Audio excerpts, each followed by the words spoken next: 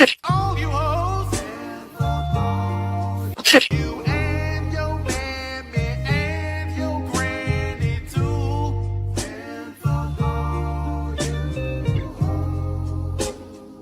I'm sick of this shit. All you hoes don't give a damn what you wanna do.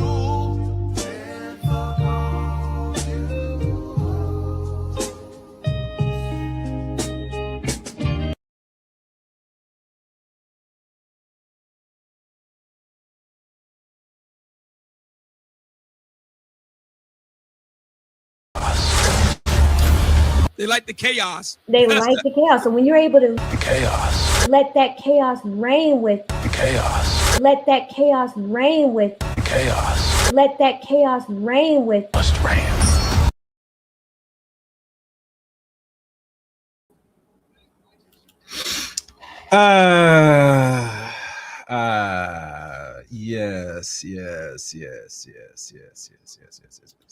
Yes. Welcome, guys. Welcome to another edition, another stream, another podcast, another whatever you want to call it here on the Chaos Reign Show.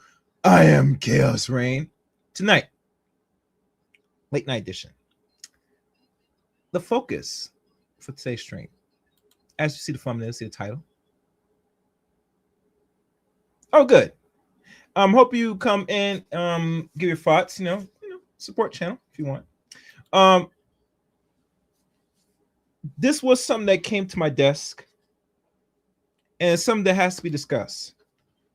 Oh, and on the record, the woman that did this stream, a wonderful woman, had a conversation with one 30-year, I think she's 30 years she's been in the business. Yeah, around 30 years now she's been doing this. The one they call Sinnamon Love. And as y'all know, I have covered many subjects and topics of these ladies that do adult films, particularly in the business. That be, hopping on cock, sucking, screwing, the things that a lot of men and women are still enticed. They still ravish and they are so, aroused when they see other people make love on film or filmography. Nonetheless, Miss Cinnamon Love sit down and have the conversation. Now, as we go through this video, I will pause from time to time. The whole discussion still focuses on the title at hand. Should interracial porn be banned by Cinnamon Love? And this was a conversation, like I said, with another woman. I'm not sure if she's in the business herself, but she had to sit down and conversation about where the adult film business is right now as it stands and where it's potentially heading.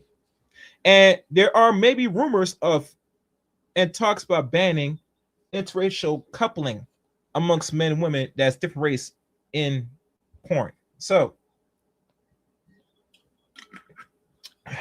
no further ado, I'm going to play the tape. And I'm going to give you some little information that really caught my attention to those that want to know about this. So let's begin. If you guys have any question, please put it in the super chat. And you know always, My money. I told you. Where is my money? Betty. Bring me everyone. I need my money. I need my money. What do you mean everyone?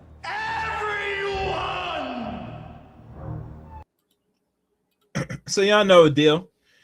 Super chats will be accepted for questions. And like always, anything that's beyond $10 or $10 in general, if you do support channel, you may ask any question that I will look at if I'm going to give you an answer, depending on the nature of the question. But nonetheless, support the channel. I have a Cash App floating around. No, most people don't use Cash App, but I put it anyway. I don't think most people are going to support my Cash App, but besides Cash App, Super Chat will go much further. And the goal, like always, let's even get to roughly over $50 and so, or support or contributions, And after that, depending on the support, I might open the chat for everybody else to come in and chat along, but only if you have questions and something that views that needs to be seen on the display here on the vertical stream. Let's begin. This is fair use to all to use. She gave us permission to have this broadcast stream or shown. Let's go. Let's begin. So, Cinnamon, you've been in the industry. We talked about it, 29 years. What are some of the major changes that you've seen in that time? Oh my gosh. One of the biggest changes that I've seen is that the industry is completely decentralized now. Whereas before there were a Oh, and one other thing, she said 29 years. So, if my math suits me, this was roughly since 2022. She's been in the business. So that's how long she's been in the business, upward to that point. 30 years. So she's been in this business since she was 19 years of age, going on 20, and because she was born in 1973. So that's a little fact check for the people who don't know. All right, and please, guys, share the stream. Sharing is caring. Let's go. handful of, there were, a bunch of companies. There was a time when there were a handful of companies, and then it became like a bunch of companies, and now there's fewer companies again, but also there's so many more sex workers, right? It's like this, like when what we saw in 2020 is this mass onboarding of everyday people and survival sex workers moving into the online space. And that for me is so important to understand and recognize, because so often when we think about the adult industry, we're only thinking about LA, Vegas, Miami, maybe New York.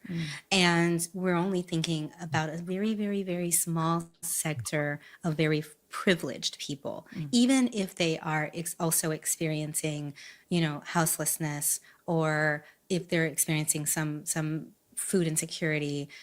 They're still also very privileged, right? And so because they get the exposure, they have more opportunities outside of just shooting scenes. Even as an in-person worker, you have a lot more opportunity to be able to charge more money if you want, and as opposed to someone who is an independent worker. But I think that it's and yet, even though the mainstream industry, like pornography, has been legal since 1988 and separate from prostitution, it's still the mainstream industry is still penalized and criminalized in the same way as in-person work. Oh, that's going to look like a little fact check when it was legalized.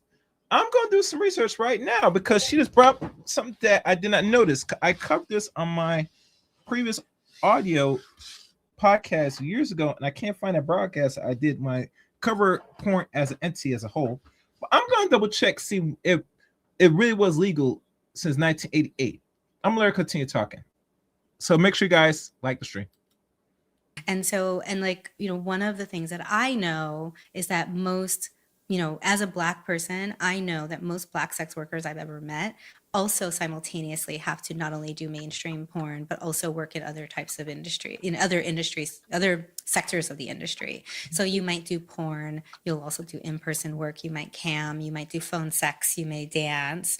And so it's like all of these things are connected. We can't, and so so often, and you were talking about before, it's like the stigma, right? There was a time when no, performer would admit to doing, or few performers would admit to doing in-person work. There was so much stigma behind it. Not only that, they would refuse to work with people other performers who did in-person sex work. Very much. The assumption, the whorephobia that assumes that it's the in-person workers who are bringing in, disease or whatever. And it's like, well, are we all not also having sex with other people outside of our work? What? You know what I mean? So, but now it's like people are so much more open about the fact that they do in-person work. And so which to me is really, it's very, very powerful and important. BIPOC, we did some statistics, and we found that 60% of BIPOC sex workers are both doing in-person work and working online simultaneously. And so when you see those kinds of numbers, it's like, oh, well, we really do have to start to, think about how to, protect the most vulnerable people in the sex trades, and not just the people who are, tied to certain companies, know. So tell us about, you mentioned. All right, we're going to do a fact checker. And I'm doing fact checker right now on a lot of things. And let me close some windows, because some of these windows are getting on my nerves. 1 second, guys. Okay. Oh, damn. Wrong one. Because we want to make sure that Sinnamon Love has been accurate in her statement about the legalization of adult films. Where did I put that question again? And really, truly, there should be comparisons when these people speak if they really did research or they really look into the history of things. Instead of listening to people. All right. And I'm going to look at one more. Okay. And it seems to me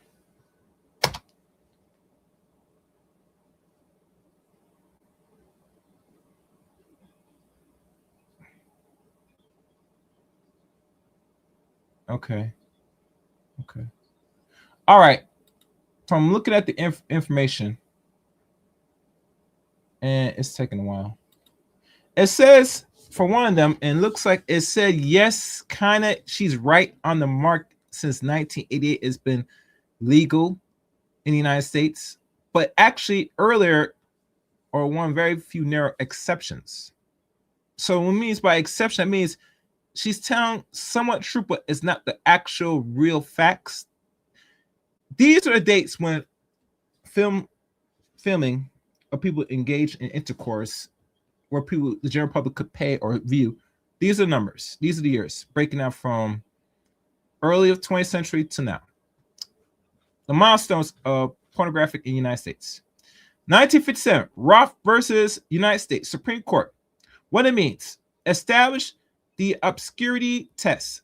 Material must appeal to prudent interests by patiently offensive and lack serious literature, artistics, political, or scientific values. Anything not meeting all three is protected speech. That's one judgment. That was now going on 68, going on 69 years ago. Next year, or next one. 1973, Miller versus California Supreme Court. The year Sinnamon Love was born, because she was born in 1973. It creates the current Miller test for obscenity, still used today. Most commercial adult porn does not meet the Miller test and is therefore legal and protected by the First Amendment. Now, we're going to the 80s. 1980 through 1990. Final major obscenity. The large-scale federal obscenity case against major distributors.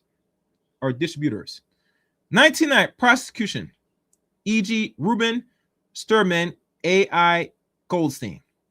The last large-scale federal obscenity cause against major distributions after 1990, and the DOJ basically stopped prosecuting mainstream adult video film producers for obscenity. So between the year 1988 to 1990, that's a span of 2 years, is when they decided that we're not going to lock you up, we're not going to punish you, none of that. We'll let you go and produce your non-naughty videos for the public to purchase. So that is the breakdown, and there's more. There's two more. There's more in years. 1996, Communication Decency Act, Section 230, protects platforms, websites, forums from liability for user-generated adult content. This enables the explosion of free tube sites, Pornhub, Xvideo, etc. So it was the Communication Decency Act of 1996 that broke the mold completely. And for those that don't know, because we're learning, and as you go through and watch this replay, we're going to know about the real background of where we are with adult films and where is the future and what is to come. Now, I know most people don't really either care or don't care, but I know they care because most people have sex. Let's stop the cap. Stop it. So we got to be honest here that this conversation with a former actress about where adult film is and where it's going, it is somewhat important for those that really care and that really don't have an understanding that the United States is not the exceptional rule when allowing porn or any adult films be legal in America. There are other countries which I'll give you as I go through this video and this live stream, I will tell you the countries that banned it, and they might give a reason why. But overall, from what it said, from 1957 through 1988 and up to the end of the 90s, is where it really opened wide, where now you can put everything out on the internet.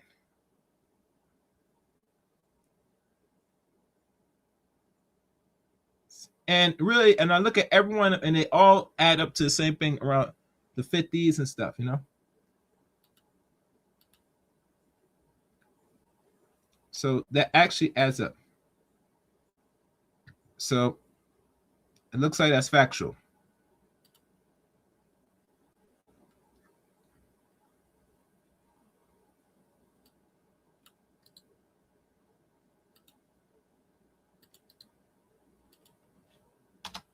All right, let's continue. Actually, no, let me read one more because I don't want to leave y'all drying. All right, 2000 for 2010. The last big case was in 2008 through 2010.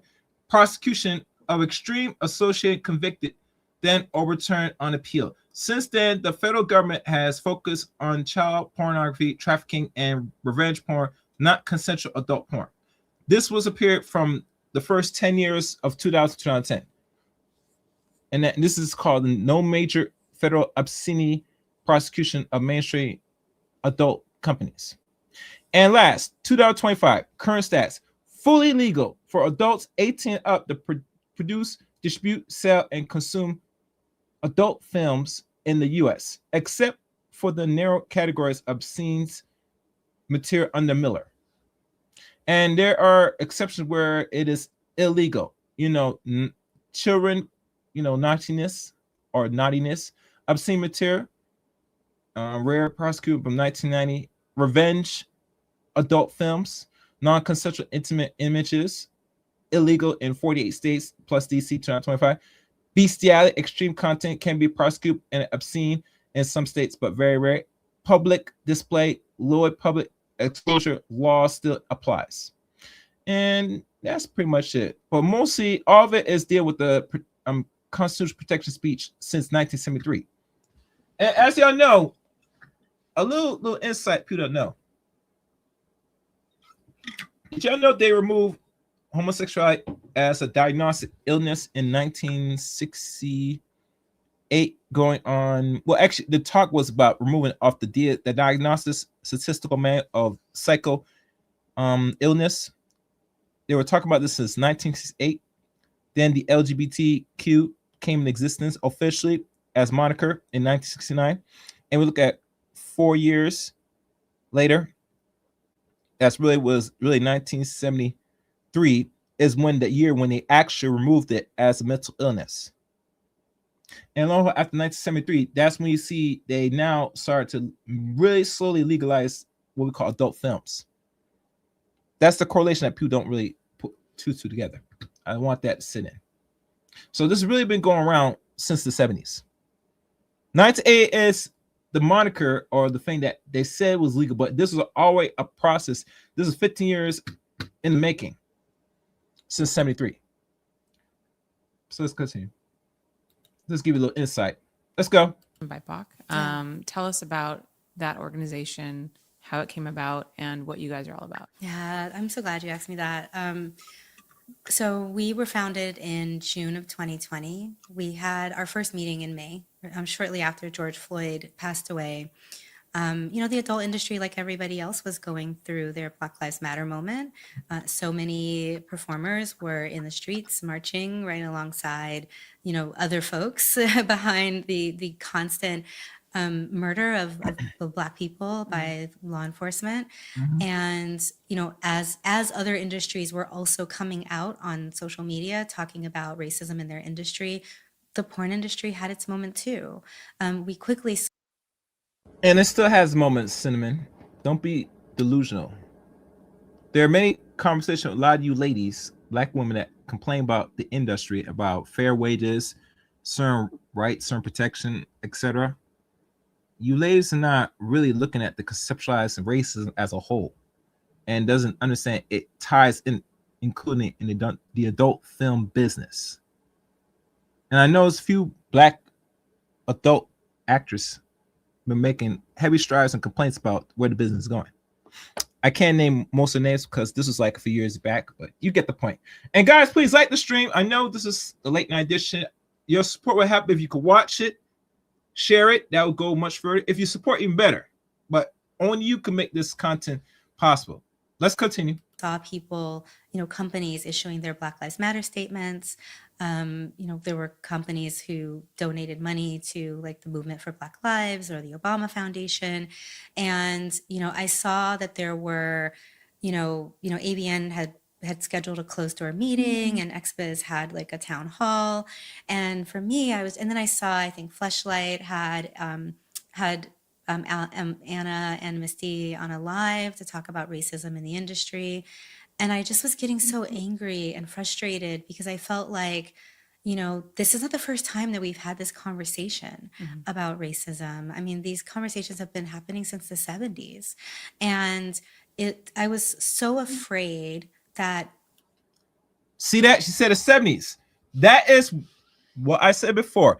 That is the year, the actual official year when they start saying, "Are we gonna make this more a mainstream thing?" And if you go back in history, starting with the VH tapes, I think it was run by, I forgot the guy. I think he's considered a Jew. When he started selling and distributing of adult films, that started in the 70s after 73. For those that don't know. And we're going further to the black exploitations of the 70s. And if you see where you see small segments of nudity and soft adult activity, you're witnessing the beginning stages of what is considered adult film in its entirety.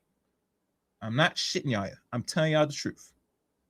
All this start to really erupt and start to show its ugly head in the 70s.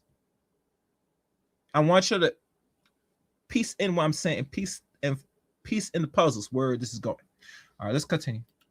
The people who were speaking out were only going to be listened to while everybody was in lockdown and there was no one working. And that the minute people would go back to work, those people might be blackballed or they would just, it would go back to status quo. And so I thought that this was a really good opportunity to pull people together so that we could have a united front about the types of top-down changes we wanted to see in the industry. And I also invited in not only Black performers, but other performers of color, understanding that there are, if the Asian performers have to wait their turn for a moment, it's never going to happen. Like there's not enough of them in the business. Or if Latinx performers have to wait their turn, it's never going to happen because there's not enough of them. And so we had a meeting ahead of the first XBiz town hall to think about everything that really needs to change and voted on some things that we wanted to include in a statement. There were some things that were harder to push through than others because people have such spirited, opinions of them. And we put out a statement and, we attended these meetings. After the industry went back to work, many of the mainstream performers did not return, but a lot of the other online workers who, stayed, and we've been really building, we knew right away we needed to build something that was going to be comprehensive and include, especially because we were also in lockdown. There were people who wanted to strike, and Shine Louise Houston mentioned that it's really hard to ask people to strike when you have people who don't know how they're going to feed their families and or keep a roof over their head in the middle of what was still early in the pandemic. And Jet Setting Jasmine agreed that we have to be able to put money in people's pockets. And so we decided to start fundraising so that we could at least try to give people some money to be able to sustain themselves during lockdown. And immediately, we also decided to create some wraparound services. So Jasmine offered to set aside an hour every week for a support group, a stress management support group. Courtney Treble immediately jumped in and offered to help pay for our free online yoga classes so that we could offer people virtual yoga. We hired sex workers who were certified yoga instructors. We wanted to make sure that at every step of the way that we were able to put money in the pockets of sex workers. We also decided to do some educational programming because it's different. Like my experience as a Black performer online is totally different than a cis het white female performer's experience online. The things that she might share that work for her may not work for me, simply because of race and the demographics of our followers and our fans, and the psychology behind why they're interested in our content also. And so we decided to offer peer-led education to help sex workers not get out of the business, but to make money in the business. And, drawing from our pool of very talented, Black and Indigenous and people of color in the business on how they navigate this work. And we've offered everything from cybersecurity to social media marketing, navigating this work as, a queer or queer person in a heteronormative industry. We've done things around legislation and contracts and just so much stuff just to be able to offer people both hard and soft skills to navigate the industry. But since then, like almost immediately we saw, I think the first year we had 344 people ask for money. And we were able to raise $20,000. We gave $16,000 of that directly to sex workers who applied for financial assistance. We paid yoga instructors. We were able to get Pineapple Support to cover the cost of, Jasmine's, offering the support group.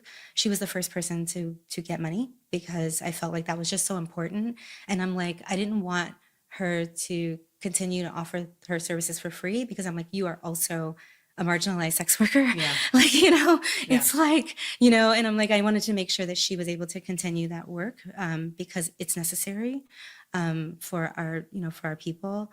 And so we've been doing this now, we're going on our third year. Wow. So last year we really had to sit down and we kind of had to work backwards, and we set up our corporate structure. We got a fiscal sponsor, set up a bank account, started doing grant writing so that we could raise more money. And this year, right now, we're in the process of selecting 10 BIPOC sex workers who have expressed that they're in need of one-to-one therapy. We'll be funding 10 people. We're looking to offer 10, we have 21 people total who have requested, who have mentioned that they also need to access therapy. So we're looking to raise another $11,000 this year just to clear those books so that we can we're doing this work in partnership with Pineapple Support, where, because we don't have the capacity to expand that way, but we do have the capacity to fundraise and give the money to someone who is doing that work.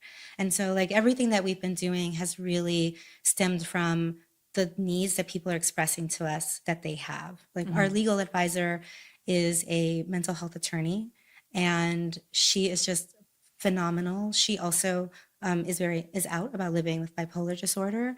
And the very first time we met, she was like, what kind of services do you think that sex workers need? And I'm like, let me tell you what we need.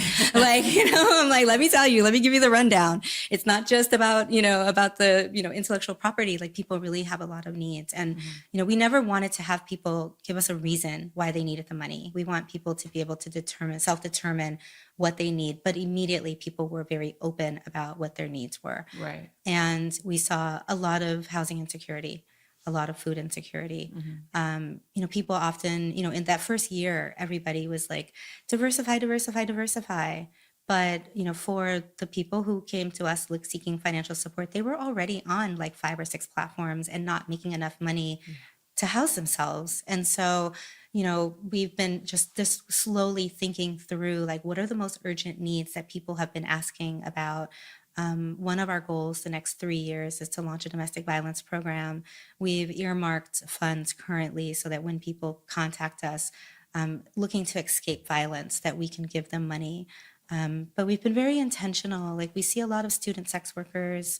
We've partnered with Sex Workers Project to do some research on sex working students. We'll be working with UCSB They have research money to be able to help us with this research on sex working students so that we can try to give some folks some help. But we've just been so fortunate and so lucky that to start this organization when we did, that we were able to, to collaborate with some really powerful people who have been doing amazing work for decades. Yeah. And, to be able to get the help and the support that we need so we can make lasting change. Yeah. What were some of the biggest challenge? You said, you got together a bunch of people of color and you guys all discussed the issues that you were facing. Was there one thing in like particular that kept coming up again and again? Yeah, the interracial term was a lot. People really, there were. All right. Now for the main course. As I pause here, the conversation that needs to be had, the interracial part of adult videos. Will stay, will go. Is the public tired of it? Or is it really our imagination to the point that we live in a very racial, intense society where now they're trying to, as y'all been aware, trying to sustain and maintain white life. And only do that, they want more white children, aka white babies. And the dilemma that is being faced right now, or any conversation that's being discussed, is this thing about interracial intercourse that is creating or giving the perception or the indoctrination of people of different race to think of creating what is called a mixed baby or the mulatto baby. Does the porn business have something even greater to do about that? Let's hear the words from Sinnamon Love about this conversation about interracial and interracial intercourse in the business. Let's go. There were a lot of people who really wanted the term gone. And yet there were other folks, including myself, who felt like getting rid of the interracial term could potentially cause harm to sex workers. Because, there are people whose entire brands are built around the interracial marketing. And like for me personally, I don't feel like the term needs to be gone, to retrain consumers to access a different term could take 10 years. And then what happens to the people, to the performers who are impacted by that loss? And, I often draw the analogy to the music industry. If the hip hop category was gone, then would hip hop artists, would Black artists, or would Latinx artists actually win any awards? Right? It's like, would they be even further marginalized and not get any access? Right? It's like these, and while like, Daisy Ducati said on Twitter years ago, like, trophies don't pay bills. They don't, but they do give you access, right? To, to interviews. It gives you access to, feature dance appearances. It gives you access to making, it's a marketing strategy for many people. And so it's like, how do we get rid of this? If we get rid of this, how do we ensure that, BIPOC folks in the industry actually get fair treatment? Like, how do we make sure that they get the same amount of coverage? How do we make sure that they're included in nominations? It's like when you're looking at an industry where, most of the reviewers, the magazines, the platforms, the companies, it's all still, it's very largely still a cishet white male run industry. And so when you're looking at their fantasy of what is attractive and, this exoticization of, women of color or people of color, it's like the likelihood that, that person who is even more marginalized is never going to get any love, right? And so for me, like that term is the way it's used problematic? Yes. But for me, the solution, and for many other people, the solution is not to get rid of it, but to make it more inclusive. So if you have an Asian person with a white person, that's interracial. Right, because the industry only sees interracial as Black people, usually Black men with white women, with white women, not even the opposite. Yeah, I mean, like when I was still performing in mainstream, my scenes were considered interracial scenes when I Mhm. worked with white men, like they were marketed that way, but that's not what they're thinking of. Like, do you know, when you say interracial, you're saying black men with white women. And so, and Personally, from what I'm viewing it, and this is how I see it. And anybody could agree with what I'm about to say or disagree. Please let me know in the comment section or in the chat room. When I say interracial sex, right? It is more focus of a non-black man and black woman interacting and having intercourse with non-white men and non-white women. And as the symbols I could tell y'all. So when I hear that, when people talk about interracial, if that's the first thing that comes to mind, you are very much miseducated overall. Personally. And don't be fooled by it. When you Google it, you'll see this man and white woman. You gotta look at interracial as a whole. What is the definition term of interracial? Because in the definition, it did not say this is only specific for black men engaged in intercourse with non-black women. Don't be fooled by the Eurocentric language or the Caucasian man's terminologies. If he views only interracial sex is between black man and white woman, or black man against woman that's not of black in his race, you've been fooled, baby. You've been fooled. And the reason why I say you've been lied to and you're a fool is because, one, the European man redefines reality. So in his mind, he think he is the true man to have sex, and everybody should have no sex besides him. That is narcissism. And I don't like to use the word, but as Lucy, that is insanity. Because people have been fucking on this earth for almost a million years, since the creation of life, since the creation of Adam and Eve and all this nonsense. So he is not the one of, since the creation of life, going to define who is screwing and who is not screwing besides him. Matter of fact, I would go even further, and I wish I might put up some videos right now about this. Who really is defining it now, to the point that we are, as intelligent beings right now, are going to go by his definitions, words about interracial intercourse. If you're a black woman and you're having intercourse with a white man, you are in an interracial sex scene. Bottom line, period. Nothing more, nothing less. If you don't see that now, I can't help you, baby. Sorry. So I'm gonna keep talking. And then there's the stereotyping that goes with the types of scenes that they're being shot also.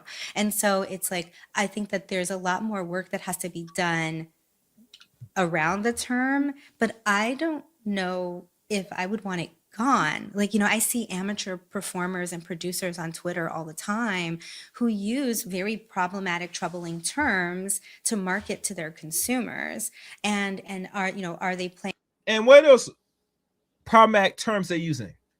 Because we all know, when you watch adult films, right, today, as it stands, right, there are many factors, many categories when it comes to what they call obscenity. I think that's the word that I said earlier when I was reading the timeline when it was legal. They have girl on girl. They have stepmothers. Hell, if you're not careful, they might put what is considered incest, and you wouldn't know about it. The only thing that's free to the public, to what we know, is children activities and animal to human activities. Legal yet. And I mean yet, because if you guys have been paying attention or not noticed, and this is what I got from Dr. Rain Short back 7 years ago now, since of January, around this time. And I'm not sure if I still have it on my channel, But there was a conversation in public or in behind, political circles, is they were trying to orchestrate or find ways to now make what is considered pedo legal in America. For those that's not been aware of.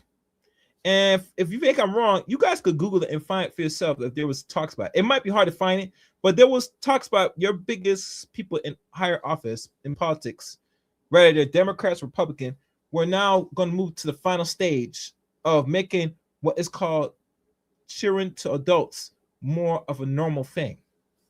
They're trying to normalize it as we speak.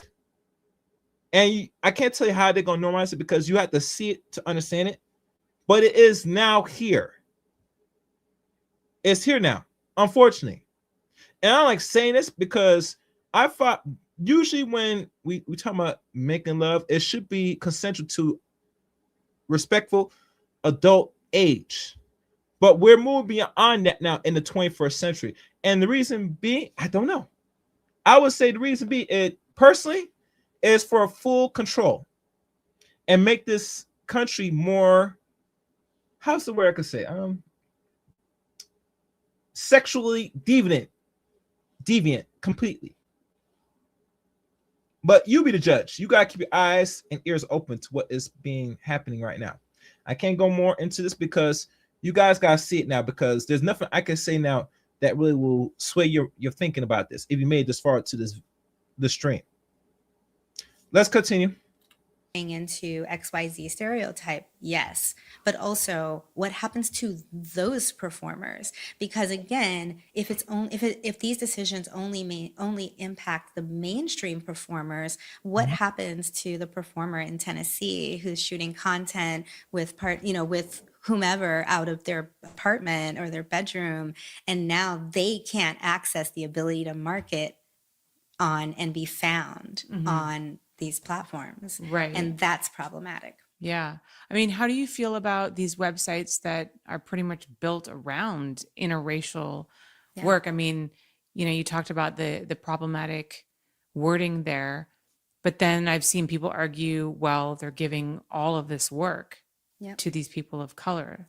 How do you feel about that? Yeah, I mean, I think that it's hard, right? I would never want somebody to not be able to work and pay their bills. I also, and also, we know that people make choices when, that they're comfortable with. It's like you can't tell somebody what they should and shouldn't be comfortable with. Their experiences are their experiences, and they are the only person that can, that has to live with them. They have to live with themselves, whether they're happy with what they're doing or not. So it's like, for me to try to make decisions for other people feels very wrong. And also I think that, when you have these websites, or when you have these companies that are shooting like Black men being arrested by white women, white women cops, and then having sex with them, there's a very long legacy and history of not only police brutality, but also, sexual assault. And so like these kinds of things, I think, are very problematic, and we need to address those things, right?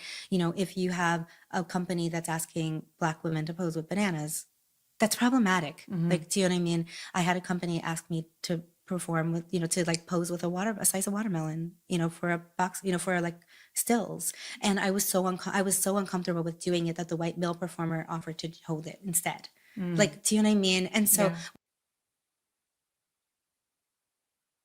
Miss Sinnamon Love, darling, sweetie, let's be real here. Let me make myself bigger. I have to do this. You talk about the racism in the business, right? What do you expect when you're in a society, but in a country that is known and has been ruled and controlled and has been dictated by racism? I'm confused. I'm confused, sweetie. Why would you be shocked and uncomfortable holding a watermelon in a scene, obscure scene of you sucking a cock or getting your back blown, wherever the scene have you do? Why are you getting so uncomfortable? That is what they imagine, that what they expect out of Black people, particularly Black women, right? That's the nature of the Caucasoid that you either worship or you have done business for a long time. This is what he sees and views the value of you, and wants to see not only you pose like a what they call Uncle Ramus or one of them blackface, but to show the shame and the disgust of the nature of you and within the race of our people. Now, I commend you didn't do that scene, but you have to think long term that if they would put you in an uncomfortable situation, which they do to a lot of black adult film actresses, to do some of that, what they view or say about you as a person in the business. Now, one thing I forgot to mention before I continue playing this videotape, I cover a one young teenager. She was almost 20, 19. She was up there in age. This is like 2-3 years ago. No, God, it was a while back. She did a scene with some weirdo honkies where she got gangbanged for two grand. I forgot the name of the episode. If I find it, I might post in the description or in the community tab. She intentionally did a racist scene, a very disgusting scene, for $2,000 by two Caucasoid men. They were saying some obscure things, some negative, probably say some racist things towards her, and she agreed to do this scene. That tells you the mentality of where a lot of our people at, especially a lot of you sisters that engage in interracial coupling with these people. They yearn, they desire, they thirst, and they have a certain lustful image in their head when they interact with you sexually. You're a property. You're a sex slave to them. Think about this. You think there's no way in hell this Caucasoid in America, right, will have or doesn't have the opportunity to have intercourse with any woman? That he's going to be sex deprived in America? Oh, no, he won't. If he wants to break the sex spell, he go find what's considered a Negro lady, rather cute or just a pleasing enough, and that will snap his cold spell of not getting or busting a nut. Literally. Let's continue. And guys, like the stream, and like always, please support the channel. You know how to do. I want my money. I told you. Where? Fanny. Bring me everyone. I need my money. I need my money. What do you mean everyone? Let's continue. Which is still problematic, but it's like, so we have there are bigger issues. And I think that it's important to remember that these issues are not new. I mean, there was the performer Sahara in the 80s who had sex with 3 white men wearing KKK uniforms for a film. And it was a huge row, and also, these are, so when we think about these subtle, it's like the subtle racism that we experience in these scenes, it is something that needs to end. Like, there are ways to, Black people have sex with white people without it being racist, right? And so it's like, so That's not possible, baby, because you don't understand how racism really functions as a whole. You're blinded, baby. You're blinded. Like Neil Ford said best, racism and white supremacy, how it works, how the process works. Anything else you don't understand will only confuse you. You're in a state of confusion and delusion. You cannot have interracial sex with non-black men, non-black women, or especially if you're a black woman having sex with mostly Caucasian men, and think there's no racial element towards it. That's not possible. That's not logic. You're the Lulu thinking like that. Don't be fooled because some of them that have intercourse with you don't view or see you as an object to do whatever and to get out of their either cold spell or wherever the issues they're having or not getting enough. They will simply compensate by having intercourse with you. And that's the honest truth. That's the only truth, to be fair and honest. And you don't see it because you do not see race as a whole. As a whole. And when you don't see things as a whole and see it as it is, you're going to be more confused than ever out here. You're gonna be engaged in intercourse with these men, and you don't see the deeper racial element of why not only why you're doing it, but what they view you as a woman. And it's very sad. It's very sad indeed. Oh, my fault. Very sad to find we came to this point that you think that you as a woman interacting and getting money doing these scenes that they view as human. They do not. They actually view you, and I mean view you as subhuman. That's why when you talk about the thing hold the watermelon and you're uncomfortable, that's what I view as subhuman, as an animal. And we're really not having a real honest conversation personally. I'm having it. Personally. So, all right, let's continue, guys. And hit the like button.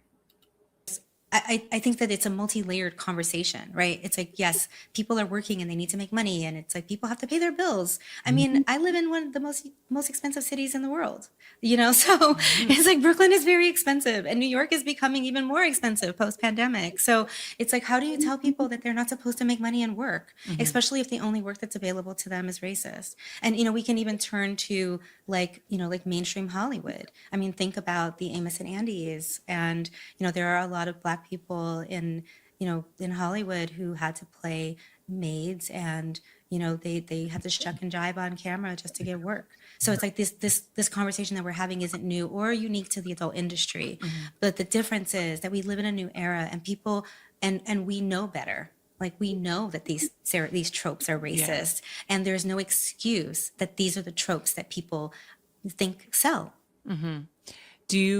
Have you seen any difference? Do you think there's been any improvement in the last few years? Yeah, I think there are. I think the advent of the, you know, of the high def cell phones has made it much easier for people to be able to produce their own content. I think that, you know, I see, I mean, like, you know, I said this on 538, like, I feel like, you know, I love the fact that people can pick up their phone and produce porn to pay their bills.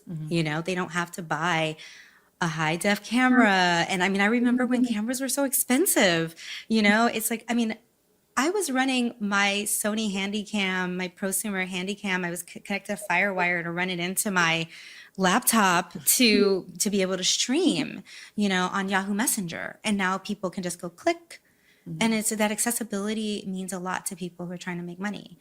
And also, you know, now there are a lot more, you know, because the prosumer cameras are less expensive than what they were 15 years ago, 20 years ago, we're seeing a lot more marginalized people producing their own, you know, their own movies. There's lots and lots of small studios all over the country where Black people are producing some really gorgeous, amazing content.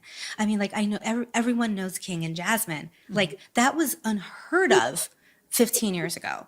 And then, you know, but there's a company out of Atlanta called Black Touch.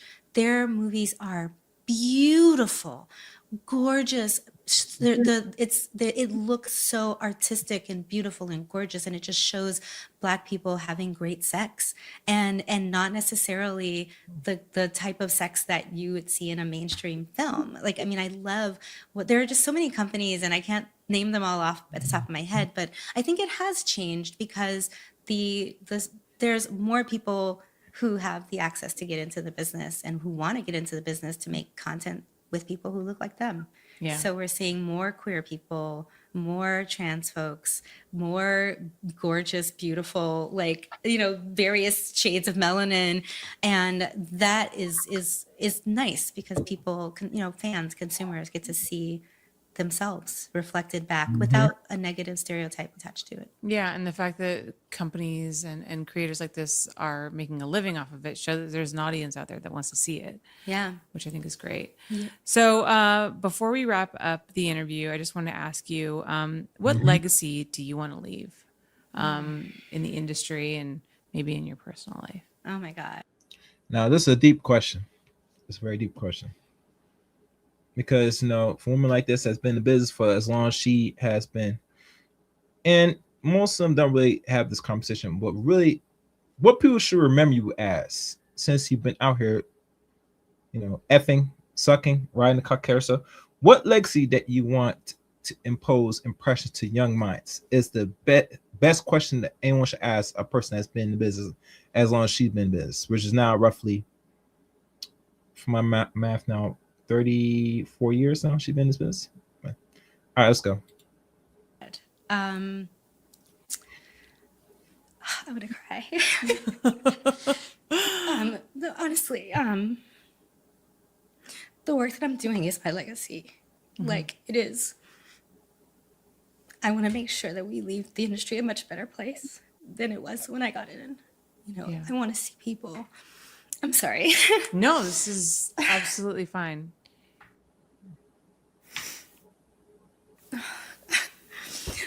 I want to see change, like sustainable change. I want to see people be able to, I want to see people be able to be cared for. I want to see companies treating performers like human beings, and also their customers. I think that, even, King Noir said once that he had an issue with the term girls and boys in how we describe the scenes and performers, because he felt like it was infantilizing, sex workers. And, when he said that, I was like, yeah, it's the reason why people get away with treating us the way that they do, because they treat us like we're children, and we're not, we're adults. And so, like, I really want to see people being able to get the help that they need. Well, if they treat you as children, you're still acting and still thinking and conducting in a child's mind and in a child's place, for those that think and feel like that. And you can't control how people think and feel about what they view as an adult actress. It is what it is. It is your job, or is your role, is to really either don't care what people think, or go as far as, acting differently amongst people that think that you're a child. That's the only best solution in regards to that. Let's go. Need. I mean, we fight every week, legislatively, we're constantly being attacked by the anti-porn, anti-trafficking movement. And the only way to combat that is one of the ways to combat that is not just through legislation, but also through making wide sweeping changes in the way that performers are treated, and making sure that we center workers' rights in this industry. I mean, I grew up in Flint, Michigan. I'm a union girl through and through. Do I think a union is the right choice? Probably not, because we're not attached to companies, most of us, And so I really want to see people being able to thrive and not just survive in this work. I want to see the companies that are making all these millions and millions of dollars, I want to see them actually, like, instead of funding Movement for Black Lives or the Obama Foundation, who really don't give a fuck about sex workers, I want to see them putting their money into sex worker-led organizations that are doing the work with, survival and everyday sex and working class sex workers who need these. Our organizations are so underfunded, and there are people. I mean, Desiree Alliance has written policy for the UN around sex worker rights. It's like there are so many of these amazing people doing really, really good work and taking care of, the day-to-day needs of sex workers. And our industry has gotten away for so long with separating ourselves from in-person workers, and now that line is not, that line needs to be erased. Like, the big companies need to divest money into sex workers. All these digital companies, there's absolutely no excuse why I can do an intake with a performer on a major campsite who is able to pay her rent but eats applesauce for 3 days because she can't afford food. These things are not acceptable. It is not acceptable that 1% of the industry is making hundreds of thousands of dollars a month, and there are people who are starving on these platforms. And unfortunately, when the anti-traffickers, when Nkosi, when Exodus Cry, when they say that our industry is exploitive, these are the statistics that they're using to be able to get really harmful sweeping legislation to push us further and further underground. And ultimately, Black and brown people, queer and trans people are always going to be the ones who are penalized the most. So Yeah. the legacy that I really want to leave, because my life has been so wrapped up in this work for so long, I want to see real change. I want to see the people on the ground having the money that they need to do their work. Yeah. Well, thank you All right. All right. All right. so much, Cinnamon. I mean, it's obvious that you're really passionate about what you do, and it's people like you in this industry that are going to hopefully make those changes for the better. So I I hope just so. want to thank you for everything that you've done for us. Thank you so much. And it's you been made me such a cry. pleasure to have you here. Well, it's not my intention, but No, it's fine. I also love seeing that Yeah. you're obviously very emotionally invested in this work, Yeah. which is amazing. So Thank you. Thank you for giving me a chance to All right. Thank you. Thank you. Thank you. Thank you. Yes. I'd like to thank the channel that did this. It's titled Holy Randell Unfiltered. Thank you, Miss Holy, for this broadcast. Appreciate it. You guys could check her out. Let me see. What I'm gonna do now, I got not much people watching this, or maybe a few more, depending who's watching this. I'll put the link for those that want to express their thoughts and opinions of today's stream. The call line is now open in the chat room. If you got what they call it, if you got a tablet or on your desktop, you could easily click onto this link. If you're using a cell phone, you might have to type it up. I think that's how it works. Yeah. Let me check on my end, see if anybody could, because before I continue on, because I do want to go into the countries that did ban it. I think that's important. All right. Okay. So now, yeah, I guess you guys going to click that. Let me do this.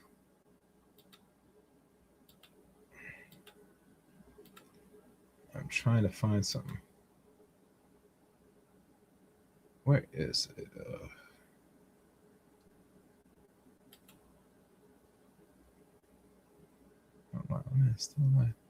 All right.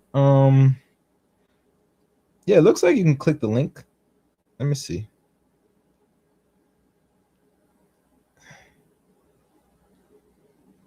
It says here I could do it here, so the call line is open. So if you guys want to come up, you guys can come up now. I'm just gonna, so I can see what I'm doing. Don't mind me, guys. I am multitasking, as y'all know. Now, what I'm gonna do, I'm gonna read you the countries that ban or outlaw adult film videos, or people that want to be porn stars. These are countries that banned. And let me give you the countries now.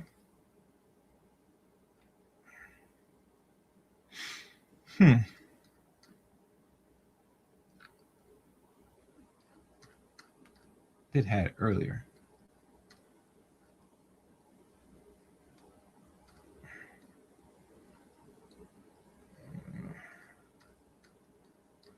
There's more a breakdown from. I'm trying to go from the top down, guys.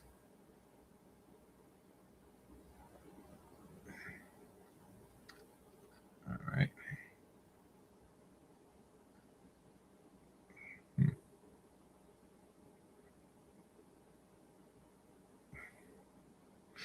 From what it said here, the port of is interracial porn banned. No, it's not. But in certain countries, it's illegal.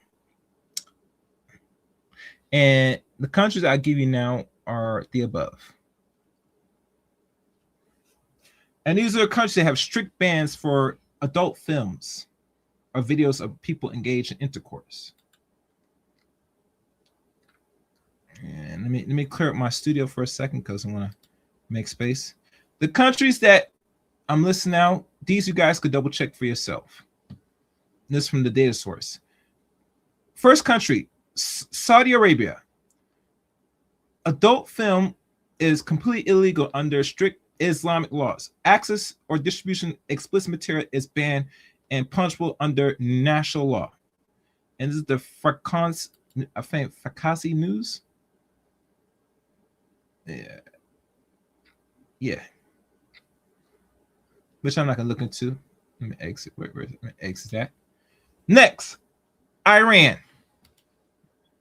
Hold on. Iran enforced a total ban of adult videos, and the government heavily monitors the block online adult content, and violators can face fines, imprisonment, and corporal punishment. If you know what I mean, corporal punishment. And I'm not talking about the ones that they do the whipping. Next one, North Korea. Adult films is strictly banned. Possession, distribution, or access. Access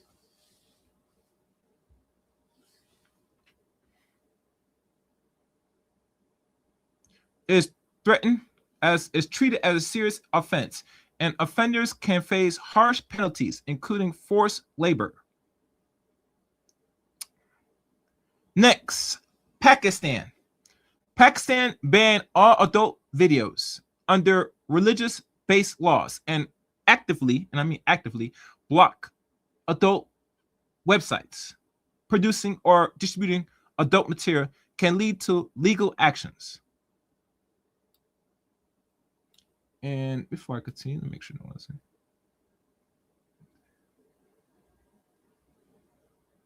Oh, did you? Mr. O, please come to my office. Come upstairs.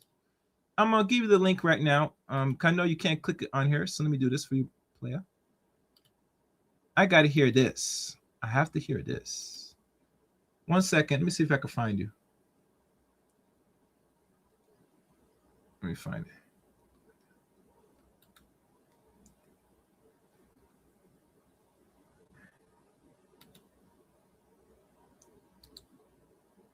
I would like you to come, my brother, and explain this one. I gotta hear this. All right, let's continue. And as I'm finished the list, I'm gonna bring up. I see somebody in the back right now. I'll bring up in a second. Let's move on. Where is it? Okay. China. Now this one was caught my attention by surprise. China enforced strict censorship and prohibition of pornographic content, viewing it as a harmful to public morality. The state blocks websites and can penalize those producing or sharing explicit material. Next, Indonesia, which is also an Asian country.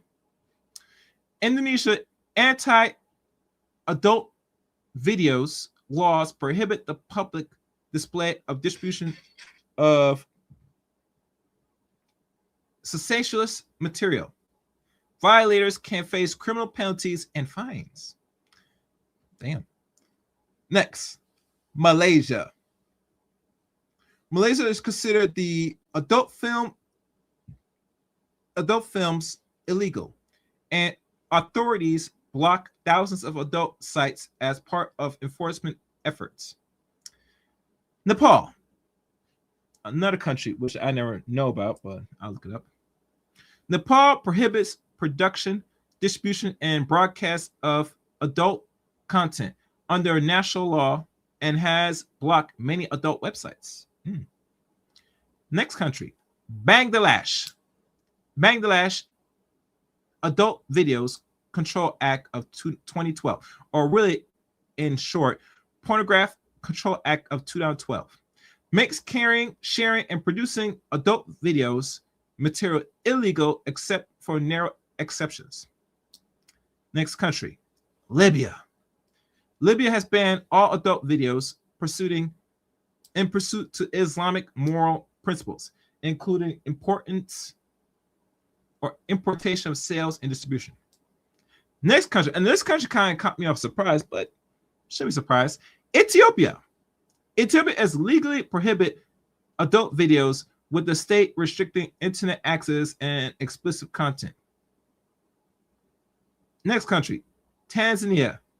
Tanzania has laws restricting access to adult videos material aimed at preserving cultural values and protecting youth.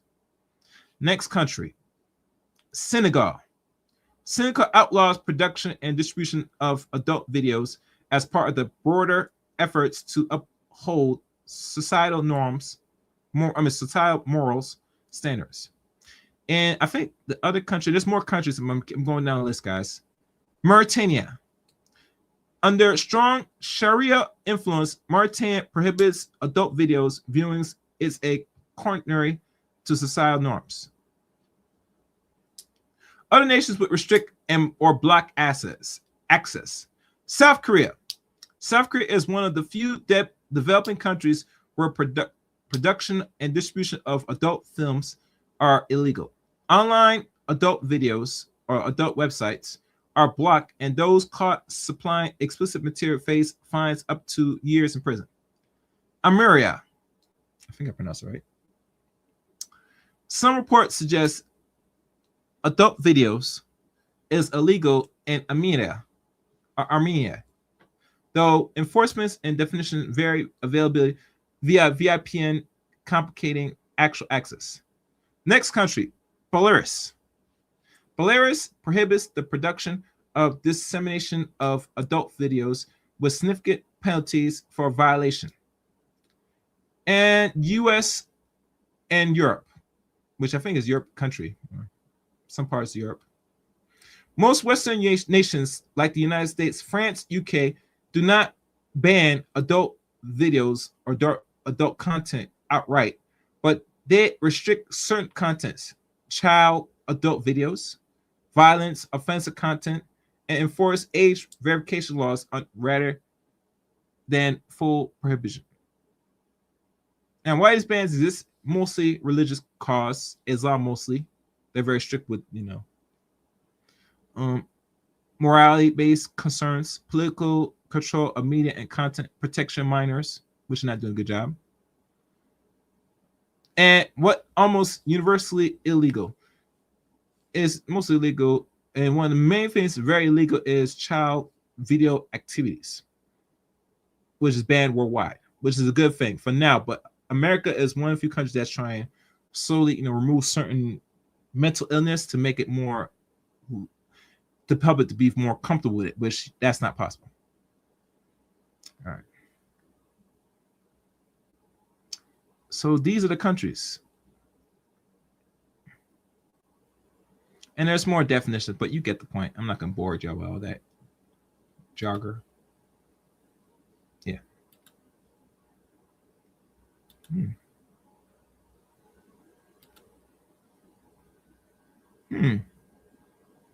Interesting. All right. So now, no further ado, I'm now going to open the panels for everybody to come up. Let me write this one. This is the panel edition of the stream for those that will tune into this. So first one up on the stage, Minister O with the info. The minister is here. What's good, O? What's good? What's good? I'm in the gas station, so it might be just a little louder, but it ain't that loud though. Hey, I want you to go ahead and hit that link I put in the back chat. It's really gonna mess your head.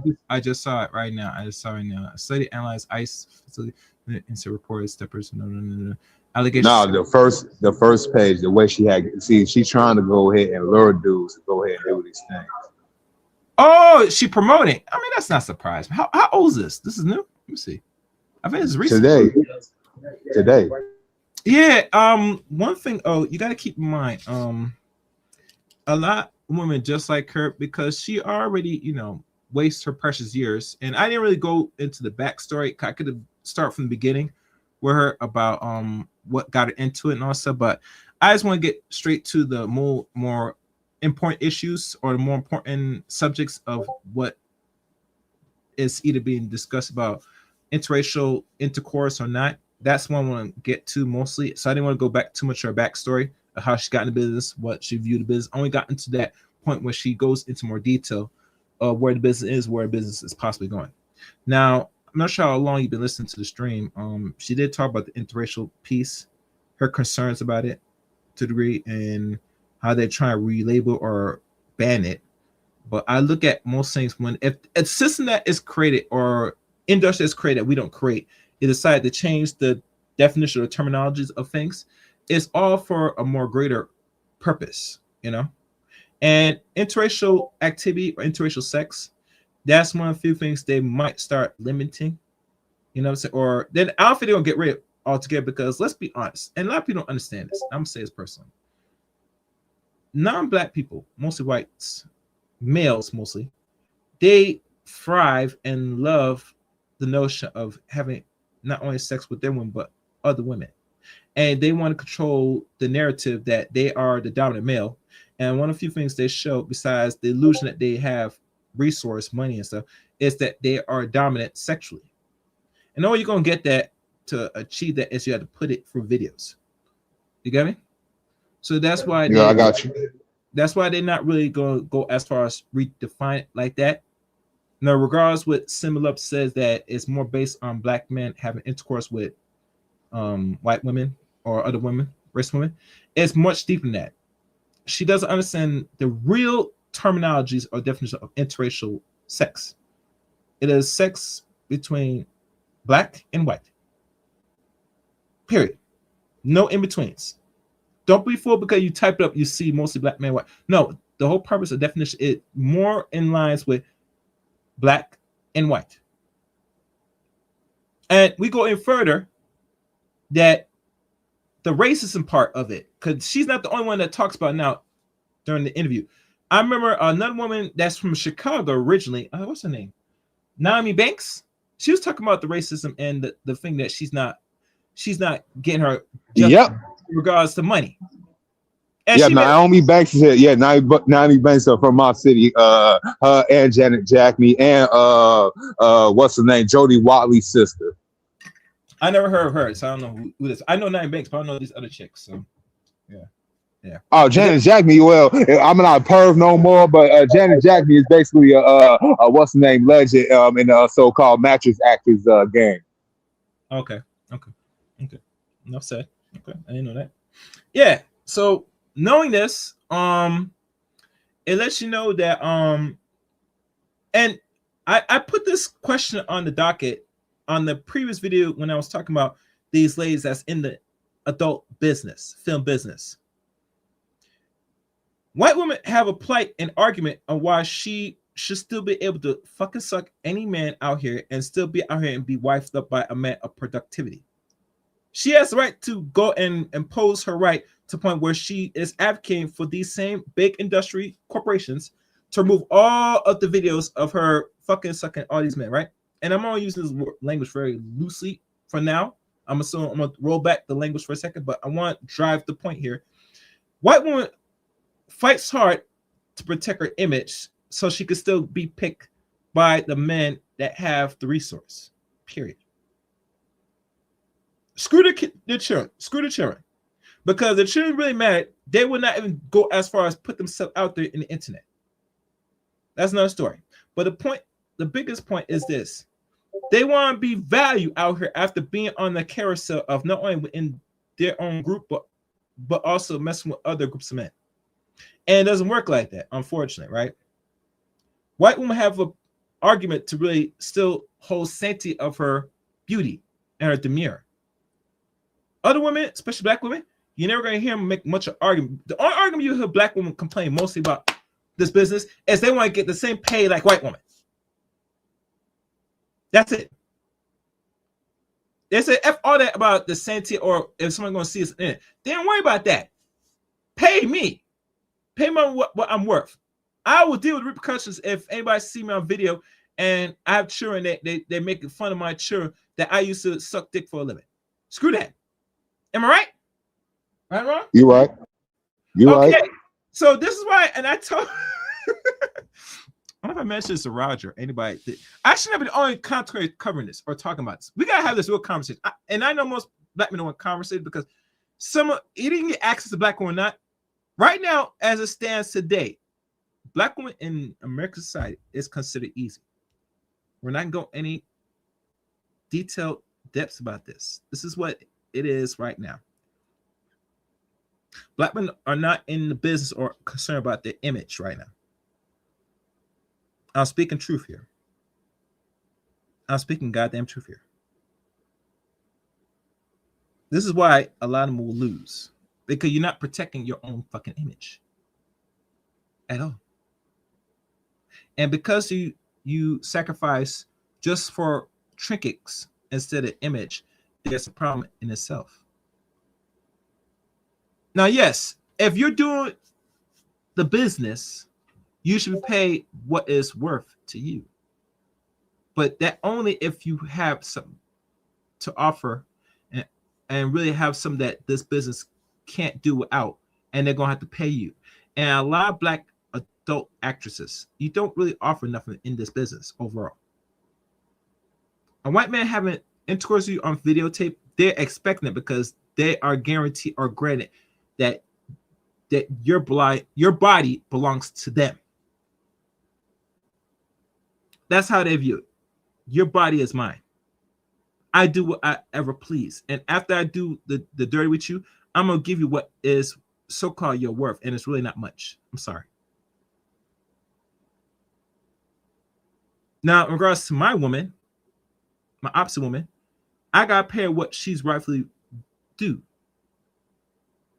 Because I had to hold the sanity and not to shortchange her because she is a reflection of me. I can't do that. And here's another thing that comes to my mind. Now that I'm thinking about this, right? Has it come to understanding, or have y'all not noticed what Mia Khalid complained about when she wanted the internet scrub her activities, and her biggest issue is she only got paid $12,000 for every until as an adult actress while she was under contract, right? And lo and behold, she became a millionaire after leaving herself. Speaks loudly in itself. And what I mean by this, she, like other women that are not white, unfortunately, you're getting paid what you're worth, and it's not a lie. So a few women that are really not complaining about what they're paid worth is white women. Am I right? Because they're not complaining about the pay. They do these scenes. You're right. Who's complaining the most? Non-white women. Why? Because they're not in the business trying to give you the same amount as their bitch.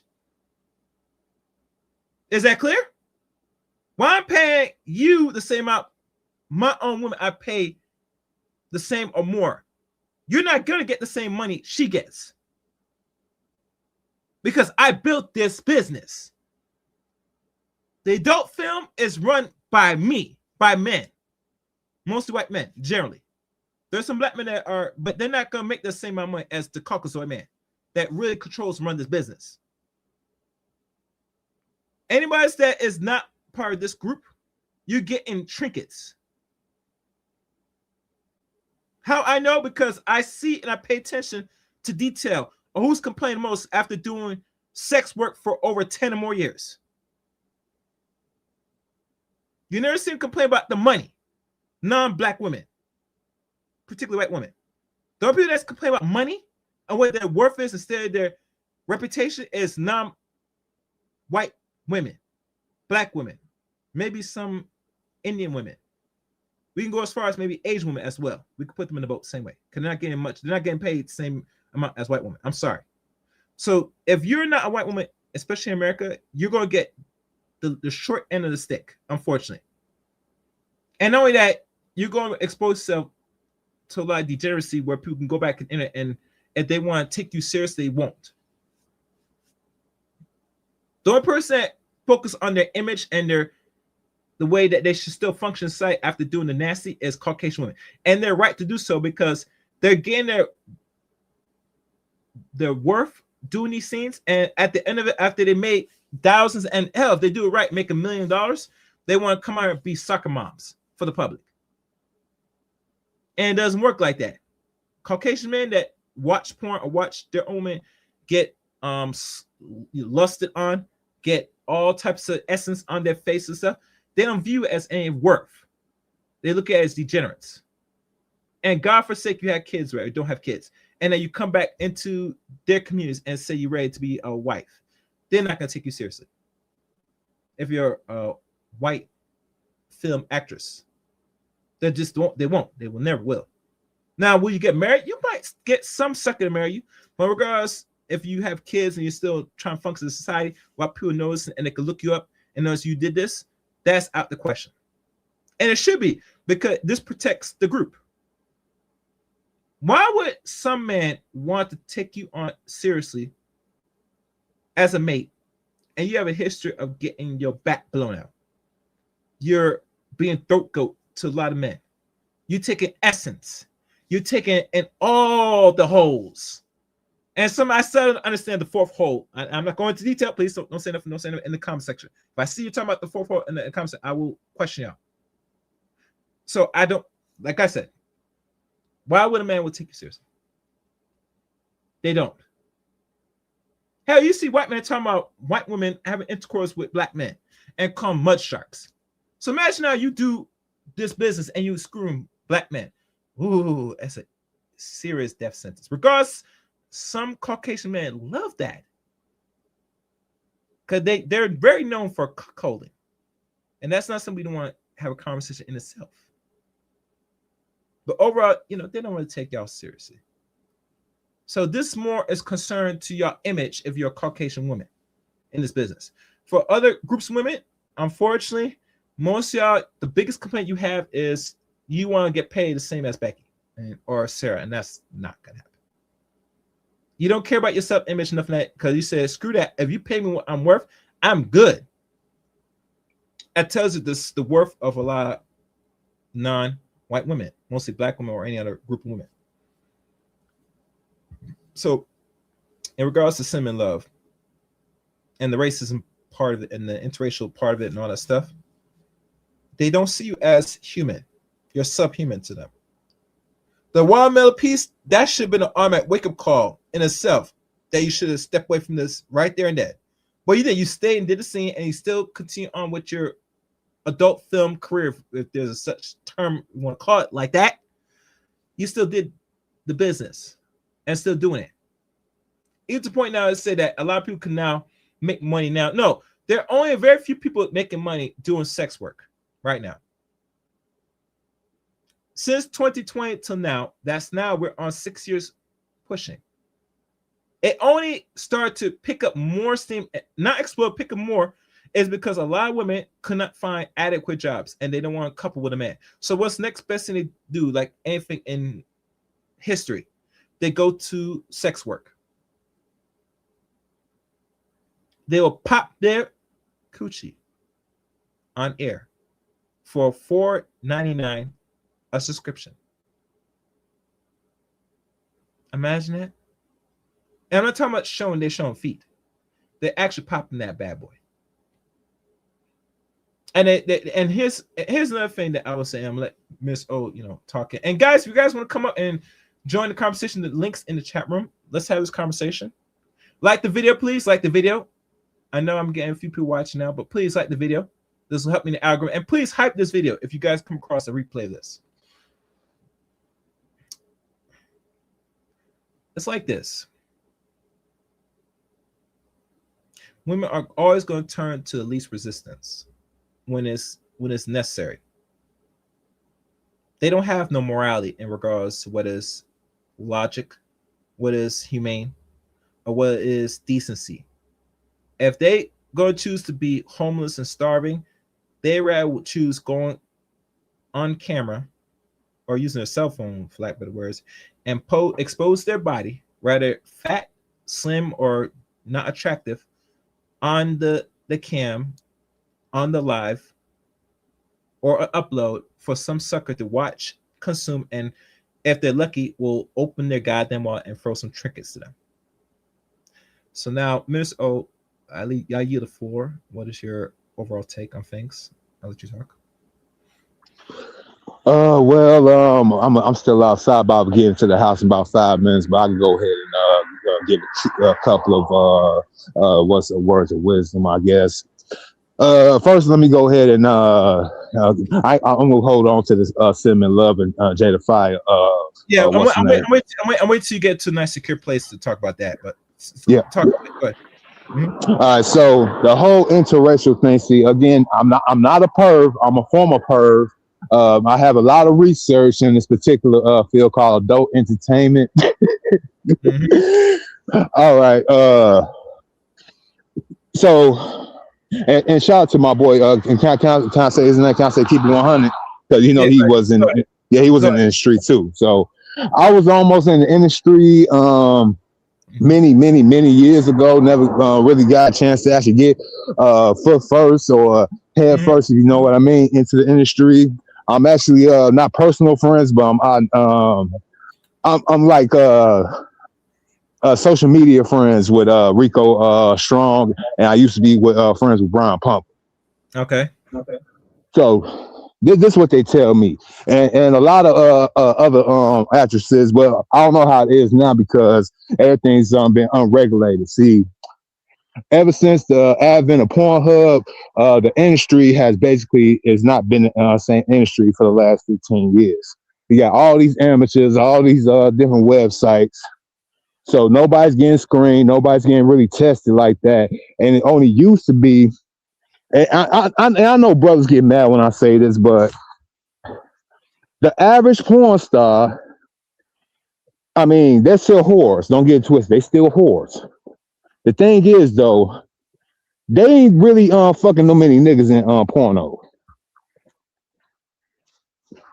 That's one thing. A lot of dudes get misconceptions. They be like, all these porn star 304s, they mess with 10, 20, 100 different dudes. And I had to tell y'all, dog, there's only a few especially black male porn stars, it's only a few. Really, if you really look at it, it's only probably like in the whole industry. We'll give it a different terminology because we're trying to keep it somewhat respectful. And corn. It's not, we'll call it corn for now. Yeah. Go ahead. My bad.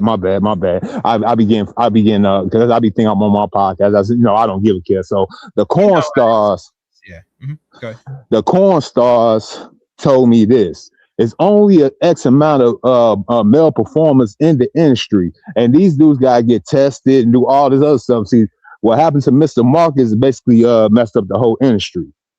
So this is what it is. On average, a female porn star probably only work with 10 different porn stars in that industry. Now she might do some other laissez-faire and might do other dudes that try to get into the industry, or you know what I'm saying, somebody like that in different parts of the country or around the world. So this is what it is.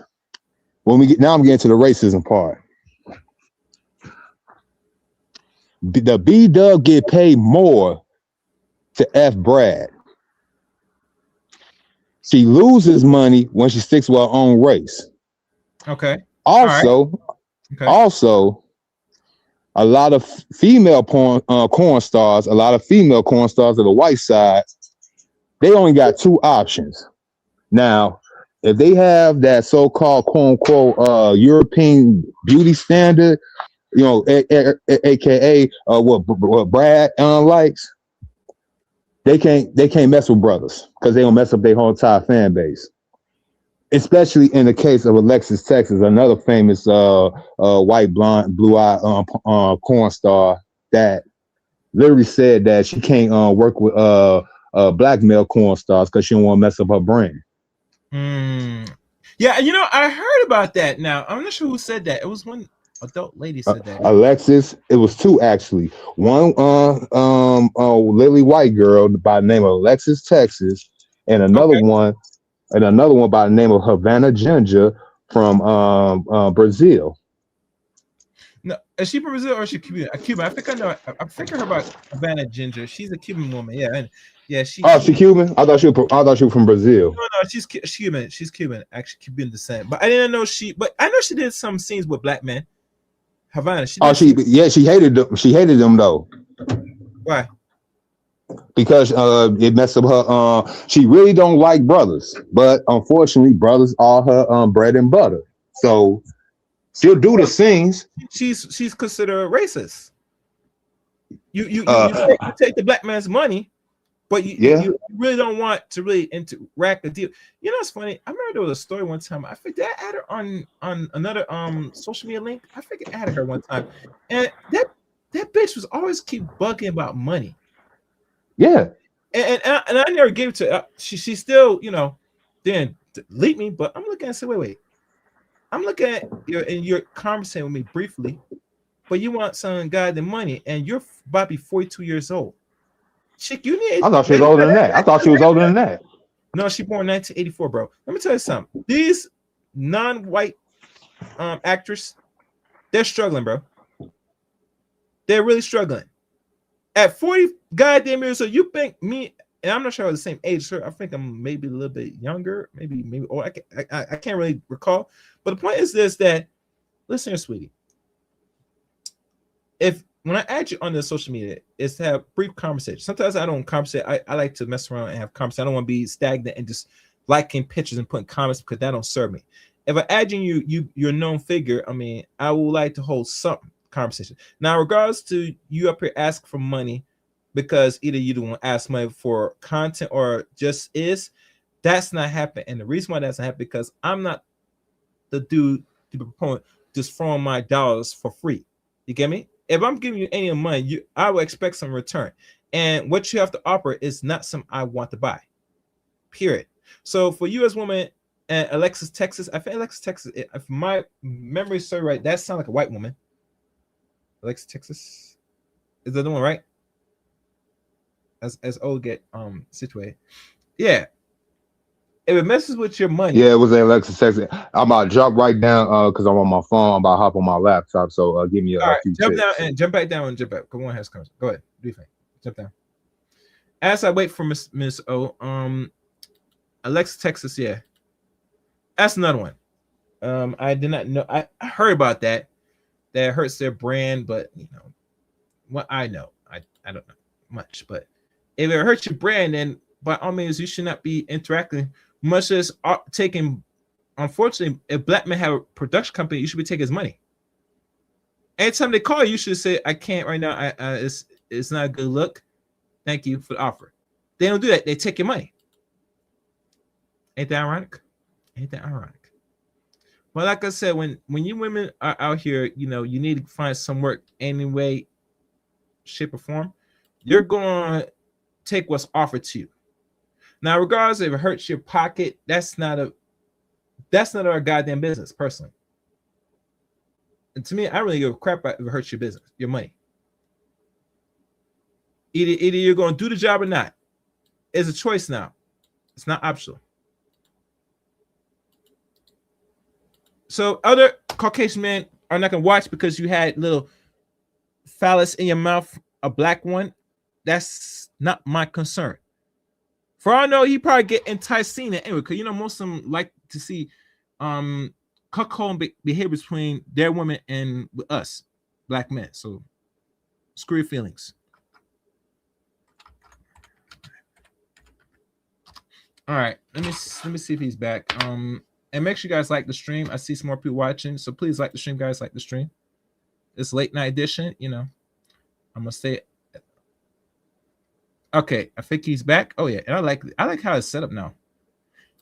You know, the best thing about this now, Mr. O, is that and now it'll tell you that someone is in stage now on StreamYards. It'll pop up and tell you up top now.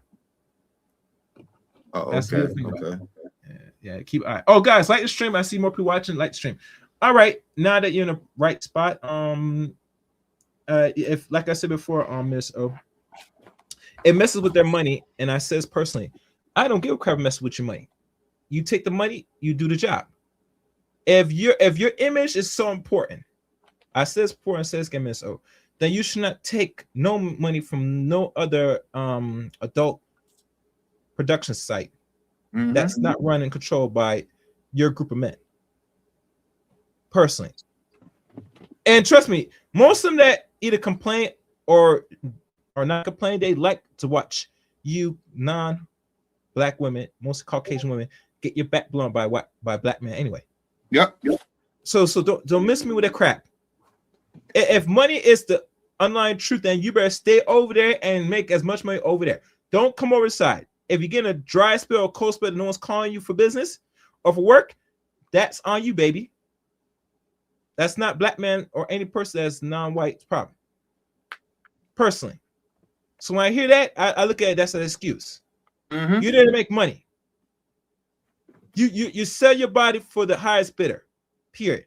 Right? You make what is your worth or not. You are a sex worker. You must market yourself and make an offer that someone can't refuse. And last time I checked, most of you women that do the same thing, you're no exception to the rule. They could find a new 18-year-old next week if they can. Yep. That's why I tell you, this business, there's a timetable for a lot of women that do sex work. And a lot of them don't get it. So don't tell me if because you're online right now on OnlyFans or on these special sites where to pay a subscription of under $5 or $5 a month or a week, wherever depending on how you structure the subscription, that you are safe and knowing that this is going to be a lasting, longest career. No, it's not. You're only worth that what you can offer.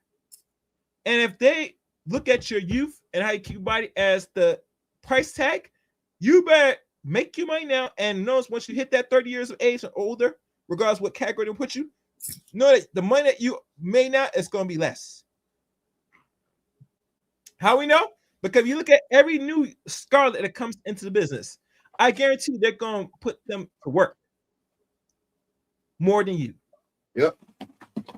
Regardless of your notoriety and your popularity, they're going to put these nice 18-year-olds to work in those scenes, doing God knows whatever, getting back shots, getting what they call it, front way, back way, bootio shots, all of it. You get me?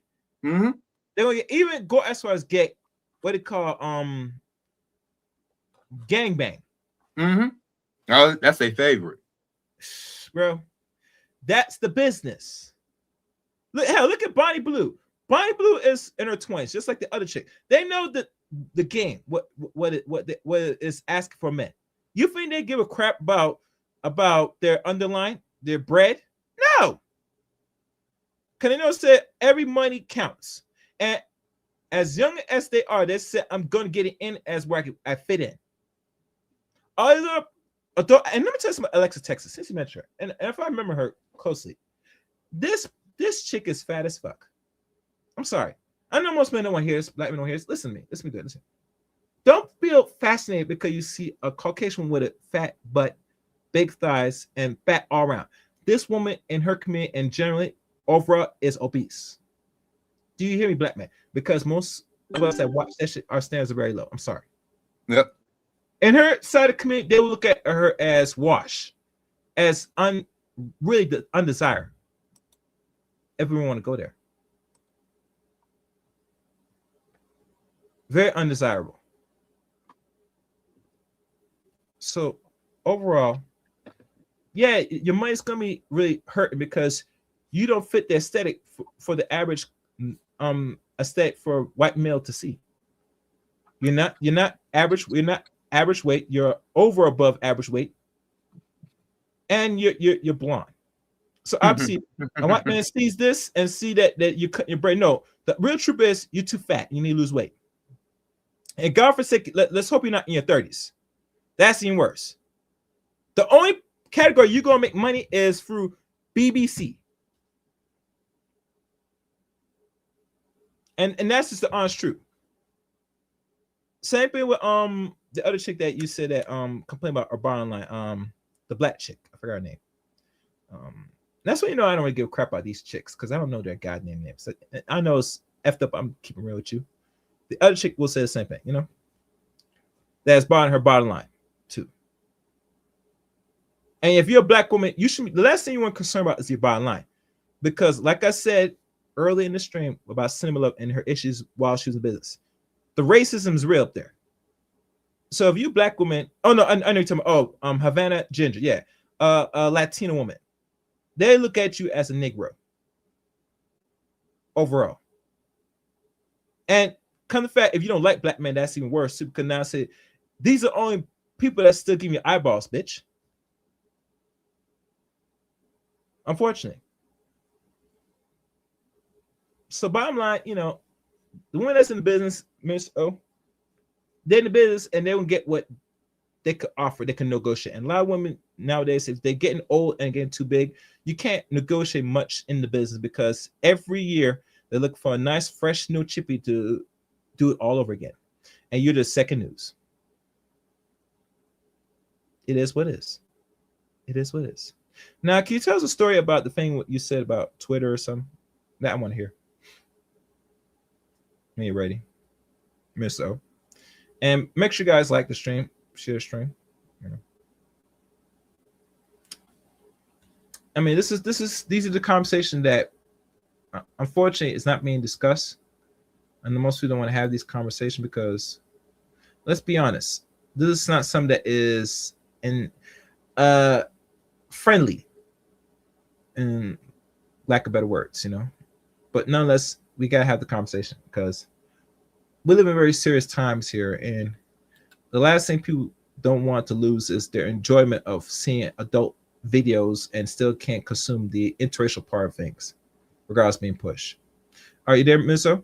Yeah, I'm back. Now, I was going to ask you about the story you said about Twitter. You were going back and forth about some things. I don't know if you want to tell that story now. I'll go ahead and tell it. So this was now it's going on 8 years ago. Damn, no, 9 years ago. Damn. So it's 2017. And I just so happened to be on Twitter, you know, and I see Cinnamon Love posts on Twitter. You know what I'm saying? I was trying to see if it was the real Cinnamon Love. You know, even back in them time, a lot of people was just posting their pictures and trying to act like they was this particular individual. So it was really her. And then I seen her and Jada Fi like having a conversation in one of her threads and whatnot. And Jada Fi was basically saying that after she gets done with the industry, she was like to go ahead and get wifed up, you know what I'm saying, start a family and all that other shit. She was 35 at the time. And Cinnamon Love had to be at least about 40 something. Matter of fact, I think she was probably like mid 40s. So I basically had said in the comment, I said, best of luck to you, Jada, trying to get wifed. She actually singled me out and said what that's supposed to mean. I said, Miss, at first I said, I'm a great fan of yours. You had got me through a lot of nights in high school and everything. But at the same time, though, you've been in the industry for 10 plus years. I'm actually surprised. 15 plus some years. I was actually surprised that you actually last this long, given you know what I'm saying, the demographics of the said corn industry. And she talking about she had said she had just got all her stuff done. She literally trying to tell me like she got her teeth done, her titties done, her ass. I'm like, yeah, you look good, but ain't no dude gonna take you seriously. I literally told her that. I said, the only guy that gonna take you seriously is the guy in your industry. Then Cinnamon Love basically said, now what that's supposed to mean? Like we can't get, and I said, like, no real masculine dude that got some morals and values. He might watch your material, he might actually engage with you if you offer the chance, but you want to be in a relationship. You actually want to go ahead and stop being a 304 and actually become a square woman. How? And sure enough, we going back and forth. They curse me out. You know what I'm saying? The word incel was not a thing. So they just called me all type of lame, all this other stuff. And I was like, and at first, Cinnamon Love had and Jada Fi had blocked me, but ironically, they unblocked me over the years. And I'm still on, I ain't saying nothing to them. I just go ahead and just follow them, trying to get some material and stuff like that. But yeah, I basically told Jada Fi, what she still is, still. Now she's what now? About 44. The rumor is right now she's about to turn 50 this year. They said she was born in 1976. Wow. I thought she was born in 1982, so she lied. No, well, see, the problem is we go for her handler. She gives off her age already, how old she really is. She's up there in age, bro. She's a 70s baby. She's not no 80s baby. I thought she was born in 1980, but when she started talking on her own streams and stuff, it's telling differently. And that's the vibe I'm getting, you know. So I would assume that she's born no older than in 76. You get me? That's what I could conclude. But overall, she right now she already proclaims and as from the time and decided to become a Spencer because of all her sexual activities throughout the years. She screwed her own self in her own life. You get me? No white man wants to marry her. Hell no, black man's gonna take her seriously. So what the second best thing you think a woman gonna do? She is gonna turn to her cats and dogs, and that's a worthless existence. Not saying there was hope for her anyway, but I'm just gonna keep real with you that baby, you mess up your years, and at the end of it, all you have to show for it is now you up here being Spencer, and the dudes that really want to get access to you just deny now because you that's what they want, but that's all you're worth out here. You get me? Why would a man take you really seriously at this point? And you did sex work as long as you did it, and now you gonna turn to your animals and dogs and still put your body out there. I don't care if you keep your body healthy and stuff. Now, see what she was trying to do. All right, so there was probably like 4 corn stars that had to get wiped up, and they have not been mentioned at all. They actually did the smart thing. This Jasmine Cashmere, Kelly Divine,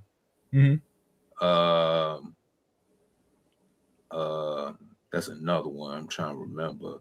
I think the one with the Africa tattoo on her boot, Michelle Tucker and Diamond Pipes. They all got basically wiped up, and since they had names, but they the last 2 was, I mean, they got named. They got a particular niche. A lot of the dudes like this particular these 2 women, but they have not basically been a public eye. They hardly be on social media, so they basically have dropped off the map. Unless you was basically a connoisseur of the corn, you probably wouldn't even recognize the last 2 I mentioned. You know what I'm saying? But yeah, everybody know who Jasmine Cashmere and Kelly Divine is because they was premier names. Jada 5 thought she could go right into the sunset, but this is the thing, though. This is the thing. Kelly Divine married a simp, a real like Uber gang goofy Gilligan simp that's probably like about 7 years younger than her. Jasmine Cashmere, she went through the whole religious route. They talking about she a pastor now and all that good stuff. She found a simp dude, a little bit older than her. A matter of fact, a lot older than her, and she does basically ride up to the sunset. I know what Jada want. Jada want a dude that's probably a young 30-some dude with his ish together that she can go ahead and use her so-called theatrics. Because that's the only thing niggas want to go ahead and get her for the theatrics, the squirting, all that good stuff. She want to get one of these niggas around my age, a few years younger, that's probably like enthralled by her. Like, oh my God, it's Jada fire. I finally get this Jada. She was hoping to get one of them, but unfortunately, shout out to the Red Pill, shout out to the Manosphere. You know what I'm saying? Ironically, when you look at the corn game, chaos, they didn't really have a chance anyway, because ironically, the hypersexual, handsome young Chad and well-off older bachelor dude that still look good to them, you know what I'm saying? He a silver fox or something like that. Guess what? Only age range of corn that these 2 individuals on both sides of the male spectrum watch. Just guess what age range? The males? Yeah, the males. Guess what age range they watch the female corn stars? I gotta think about it. Let me think. I would say it's 40 and up now, I think. No. I'm talking about, all right, so I'm talking about between the so-called young from 18 to 25 Chads all the way up to 35, and I go ahead and be conservative from 35 to about 55 older silver fox Chads, or Brad, what you want to call them. Those 2 groups of men, despite the they what's the name, age, locations, and everything, and age and wealth and all that stuff, they both still only look at corn stars between the ages of 18 to 24.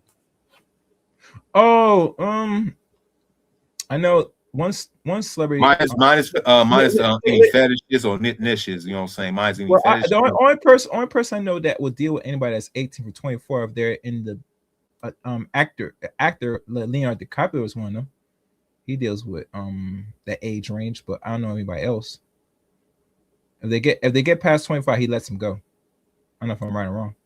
You're right, and that's exactly what young 18 to 25-year-old Chads do, and that's what young, or more established 35 to 55-year-old Silver Fox Chads do. Mm-hmm. So you see what group of men that I had left out, right? So I left out the 26 to 34 for a specific reason. Them are dudes that have the wildest fetishes and kinks and what's the names that come around. Them be the main dudes talking about they don't mind messing with a MILF, cougar, all that good stuff. But ironically, when a dude hits 35, he goes right back to his default setting, want to go ahead and get with an 18 to 25-year-old. Mm-hmm. Okay. Yeah. Yeah. I mean, and you know, it's funny. In America, if I want to be honest, all right, you guys make sure you like the stream, hit the like button. Age shaming is known more in this country than anywhere else for good reasons. The reason why is because a whole lot of the female population are unfortunately useless and washed now because they adopted modernization. So they want to still be able to be part of the pool amongst women to grab a dude that has done something to his life and being very productive. And most of the male population, regardless where they are in life, 18 up, they're not playing this game. Now, some women might be able to be lucky to get some dude that's in their 50s and hell, maybe 60s, give or take, depending where he is in life. But that stops now, not in the next 10 years, right now. Because most men that are 50 and up, they're not in the business trying to save chicks that are their age or just 10 years younger than them. Nope. They're going to go right back, like you said, to default. They're going to deal with somebody in their 20s and say, I'd rather deal with that. Why I want to take somebody that's 30 and up at this point, and they're already set in their ways mentally? That is not logical. That's not a good look. And the saddest thing about most women today are competing against young women, and that is another travesty in itself. You're an old woman now. You're middle age, and once you hit 55, you're considered a senior citizen, which I didn't know that. But that's another story. So you ain't know. Oh shoot, hey, bro, I hate to tell you this, but they start giving you double ARP on what's the names that they start sending it out at around 50. Wow, so that means now, depending where we are now, it's like next decade or so, we up there, we can get those things. So it tells you right there that is the age shaming. And let's be honest here, age shaming is not a bad thing for those that's gonna watch this.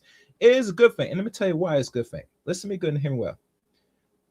The more older you get, you should be more wiser, more humble that you reach this point in life as you approach actual senior citizen, right? But most men or women today don't think that, especially women, they don't think and believe that. That's why they get so in the films when you ask about the age, regardless they might not look in that, is a testament of where you are maturely mentally.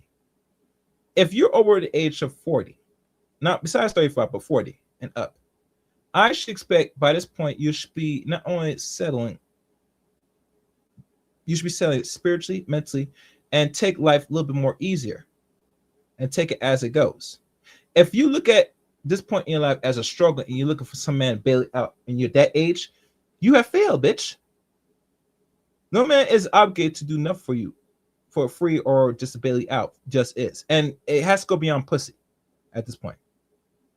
But we don't really have the deeper conversation because most when we get to this point, we don't really have these conversations. And a lot of women don't want to hear these conversations or don't know these conversations exist because in their mind, they think men are always going to be supply and demand where they need access to someone so they'll take whatever's on offer. And if I shame them enough, they're going to come back to me and I have to control. No, those days, if a man can't get nothing and he's not going to spend the money. Most men right now at a point, they're very comfortable being alone. right now. If and then like their loneliness, they will go elsewhere in different countries just to soothe their world of oats and may come back here. But they're not going to just take their money over here and get the same results or get very little for their buck or their time. They're just not going to do that. And a lot of women already seen the writings in the wall, personally, as a whole. So right now, even with the age shaming and stuff that I said earlier, the mate guarding is only designed to suppress men, particularly black men. It does not apply to the black females here. Most black females that up here, they'll screw any man that's either their age or younger, just for sport.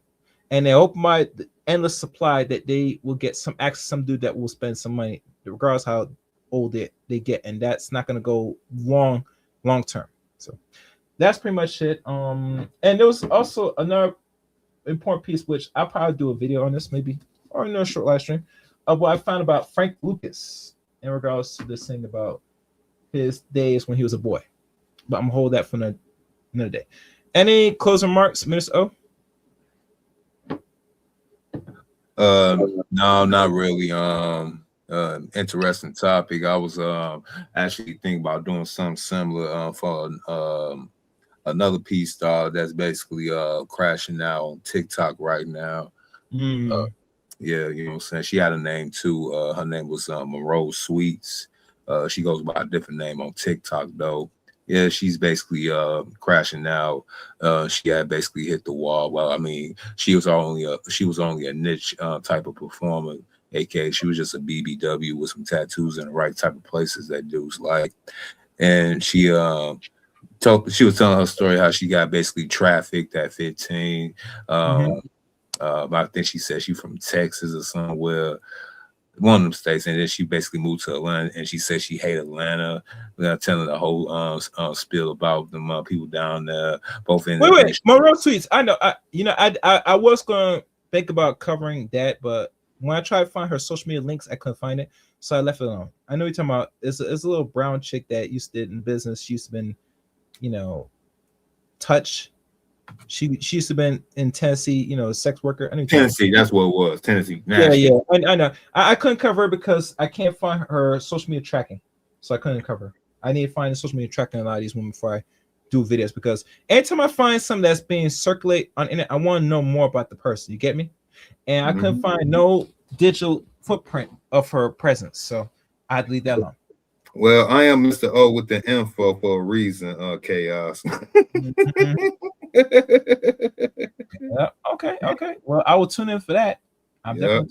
If you got any social media links, sir, please do on your channel. And I ain't got a wrench on your channel. I can't drop it. No, worry. In time. All right. Is that your final closing statements? Yep. All right. Thank you, my brother. We'll do this again soon. Take care now. Yep. All right, guys. That's it for tonight's stream. Hope you like this. But looking forward to hearing your thoughts in the comment section of this one. What's your views on what is considered?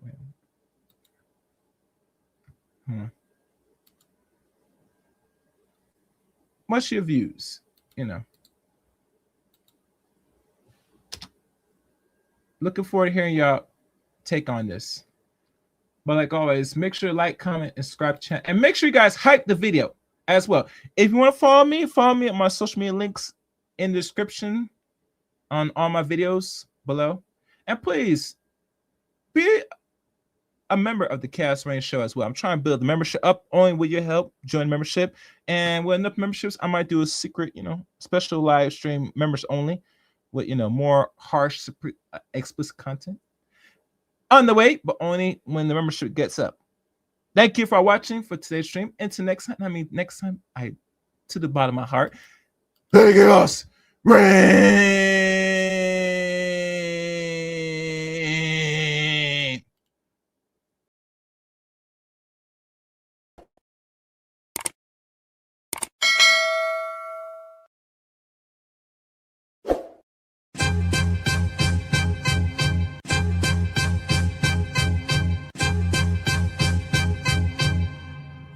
Man, all you hoes. You and your mammy